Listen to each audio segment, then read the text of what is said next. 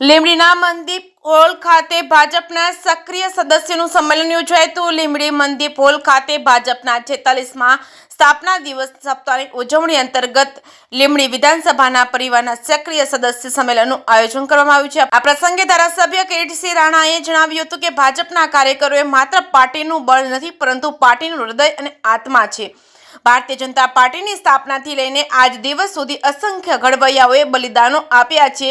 એ ક્ષણો તાજી કરીને ભારતીય જનતા પાર્ટીના સુદૃઢ સંકલ્પો થકી સંગઠન વધુ મજબૂત બને અને રાષ્ટ્રહિતના કાર્યો કરી વિકાસની ગતિમાં હરણફાળ ભરીને પ્રગતિ થાય તેવા સંકલ્પ સાથે આગળ વધવા માટે હાકલ કરી છે।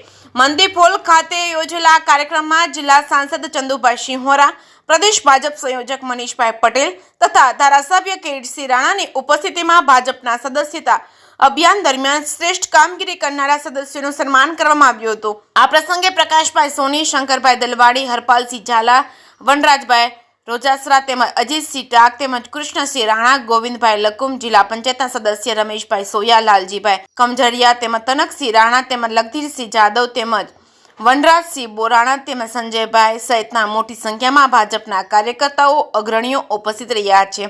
જે.કે. સિંહ ગુજરાતી સાથે ભરતસિંહ પરમાર, સુરેન્દ્રનગર।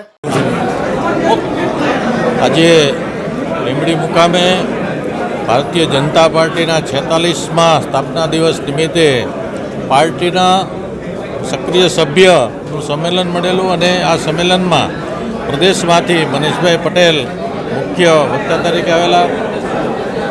કાર્યકરોએ પાર્ટીના તમામ કાર્યકરોએ બહોળી સંખ્યામાં હાજરી આપી અને આ કાર્યક્રમમાં બહુ સારી રીતે સંપન્ન થયો છે।